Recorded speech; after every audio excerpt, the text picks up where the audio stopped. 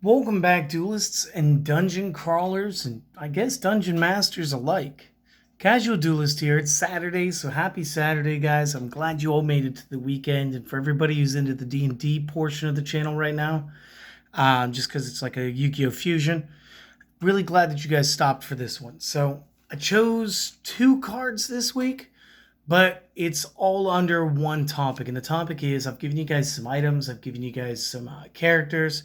I want to talk NPCs a little bit. So, two things I noticed was like the most common NPCs that you might find that your characters, your players, they may be venturing towards are going to be blacksmiths and just regular merchants of all size. So, a couple of things here. I chose these two cards because they were the first ones I found that I had like this. So we could do either one. Let's roll for it. I'm going to guess, let's go with even and odd. So we're going to go with this first. Let's talk Magical Merchant. Now, there is a couple of ways for you guys to do this card as an NPC. Literally, they could just be a singular merchant that just always seems to appear. So it could be a unique NPC. At which point, if you bought some NPC figures, like I did, I got this set from I think this was Monster Games. Let's see if we can get that to show up right there. The monster, they consider him a salesman, but this could totally be our magical merchant. And again, if you want to paint your NPCs, you go for it. Generally, I leave them unpainted unless there's somebody specific that I do intend the players to sort of A, fall in love with, or B, I can just reuse the character piece more often without a paint job on it. So unfortunately, no paint job here. Another way that we could do with this is if you wanted to go with the flavor of the Yu-Gi-Oh card here, you guys could also make it a Thri-kreen, which are insects. So if you give me just half a second through movie magic, I'll be able to go ahead and just teleport myself over there and back real quick to grab a Thri-kreen from the other side of the dungeon. So again, you don't have to use these types of figures. You guys could use anything you want. This is one of the ones we pulled, I think, out of the Spelljammers series of figures. But it is a Thri-kreen. So you could make it an insect if you wanted to. You could just keep it going with like being a generic. Sorry, let's see if he gets to zoom back. Like a generic merchant character. And you can just have him appear. You could have him traveling merchants. It doesn't have to be anything where there's absolutely somewhere where they're rooted to, but it does kind of make sense. And so those are a couple of takes that you could do with this. You can give many mannerisms you like. There are plenty of good books out there too, which will give you nice random tables to where you may just need a d20, or you could roll your percentiles and figure out the mannerisms. You can figure out the names and whatever you like from there. So those are also resources that exist. Blacksmiths also going to be pretty huge for players.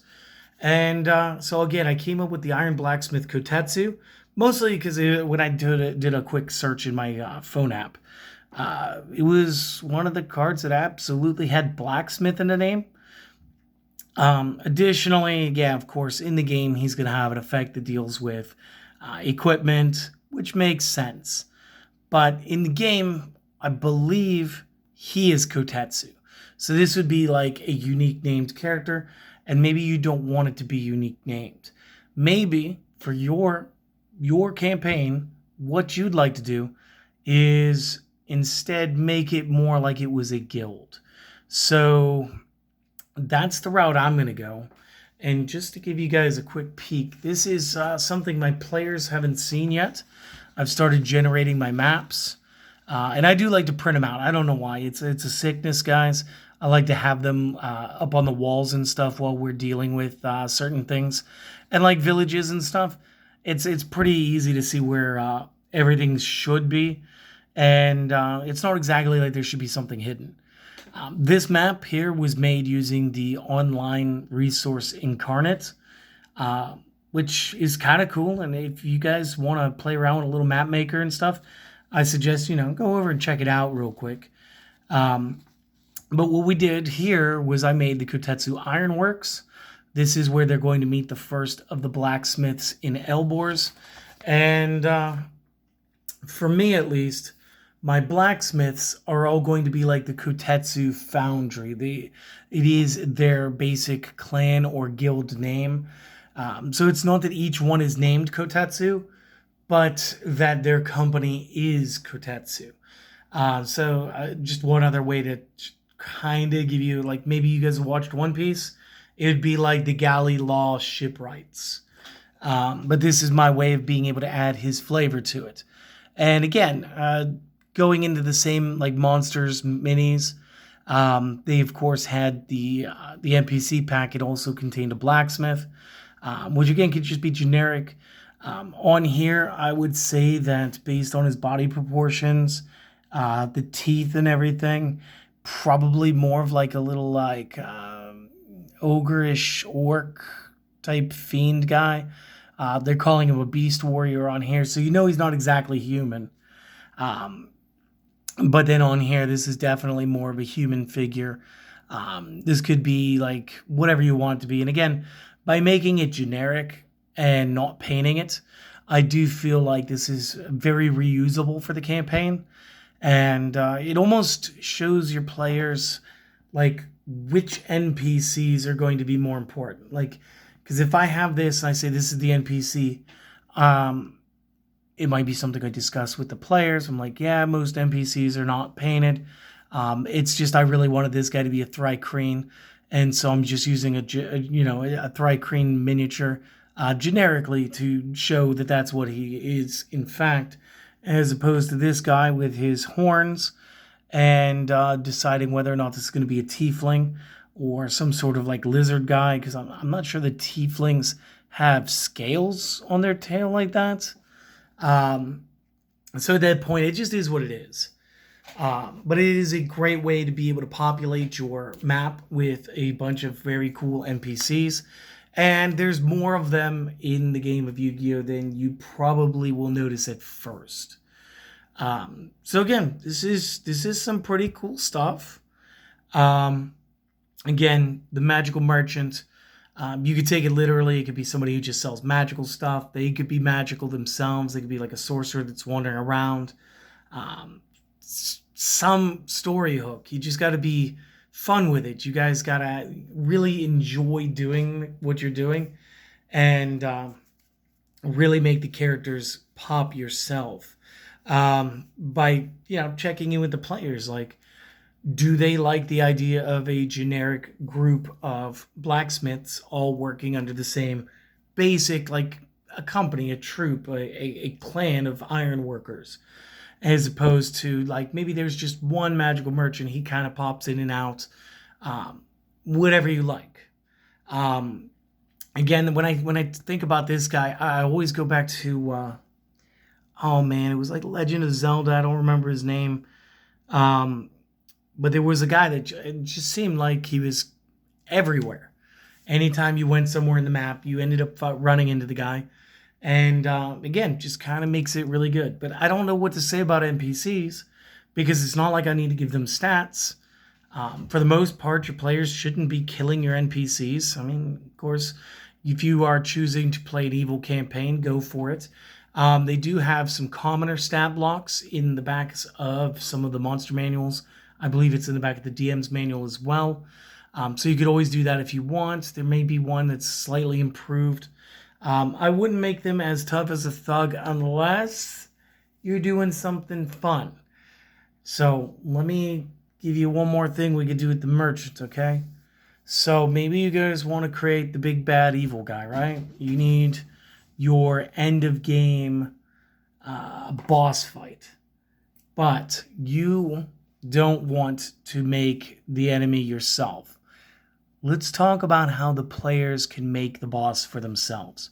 So maybe you give a lot of items in your dungeons, and maybe you pick items that you know that your players will not use. Have a merchant who's very flush with cash, okay? Have the guy like just always strapped with gold. And our boy, let's call him I don't know. Let's call him Bellathor because Skyrim's on my head. Um, you have Bellathor, always buy the stuff from him, okay? Always, always, always. Every now and again, he has something that they actually want. And of course, they will trade with him. But by the end of the campaign, he has gained abilities and he uses all these items and he has created a small fortress by using his fortune to become the big bad evil guy. So it's very subtle, but it is like a build your own boss.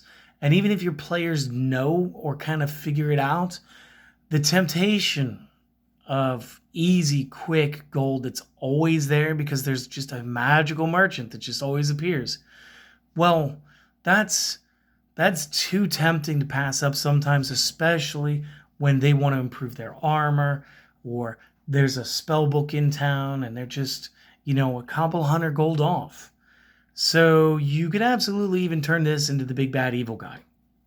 At which point, maybe you do paint the guy. And then, again, we could take the quick thing from this. Let's translate that purplish blue. Let's make that the outer cloak. Do your feigned horns however you like. So again, if I'm doing that blue, I'm probably going to go red for that. Let's go with a brown sash. Let's take that backpack. Let's turn that into the sash and possibly the pants, or leather for the boots.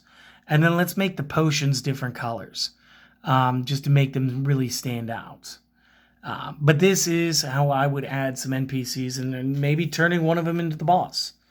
Again, it's a lot harder to do it with a blacksmith, but you can definitely turn a merchant into a boss by the end of the game. So for that, I hope that you guys enjoyed this. If you did, do the things. If for some reason you didn't, let me know where I can do this better. Okay? Help me get better at this so that you guys do enjoy it moving forward. But most importantly, guys, enjoy the weekend. I'm going to take tomorrow off. And then we'll be back on Monday. I'm going to give you guys that Kaijudo deck list. So until then, you guys have a great one. See you later.